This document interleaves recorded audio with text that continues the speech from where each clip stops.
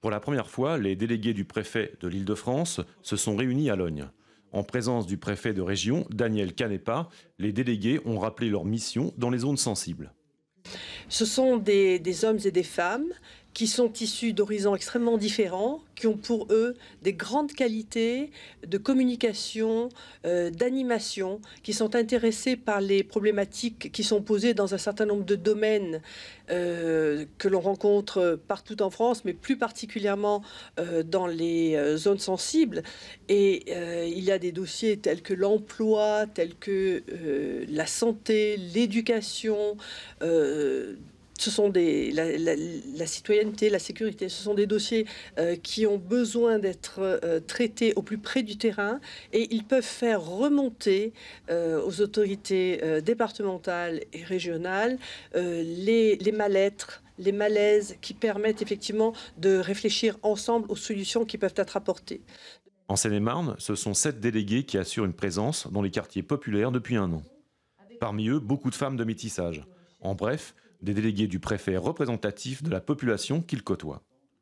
Ils permettent également de s'assurer du suivi des actions de l'État, comme dans les villes de Meaux et de Melun.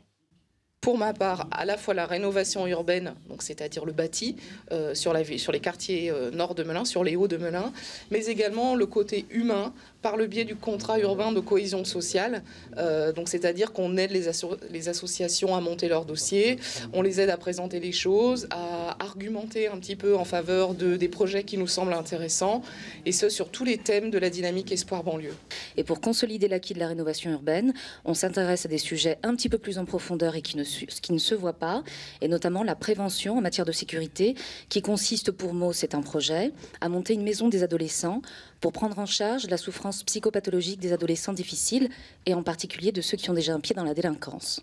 Cette fonction, initiée en 2008 par Fadela Amara, dans le cadre du plan Espoir banlieue, permet de mettre l'État au plus près des citoyens. En ce vendredi 5 février, la secrétaire d'État est venue dresser le bilan qui s'avère plutôt positif. Aujourd'hui, je dirais que ça se passe très bien, que surtout ce qui m'intéressait, évidemment, c'est que ça se passe bien avec les associations, mais surtout les habitants des quartiers. Et donc, ils savent qu'ils ont un interlocuteur qui représente l'État, qui est capable non seulement d'une écoute extraordinaire, mais qui est capable aussi de les informer, de les orienter, de les accompagner pour régler un certain ensemble de problèmes. Et ils sont capables, ces délégués du préfet aussi, de dire ce que fait l'État et le gouvernement en termes de politique de la ville. Au total, ce sont 350 délégués du préfet qui se sont implantés sur le territoire.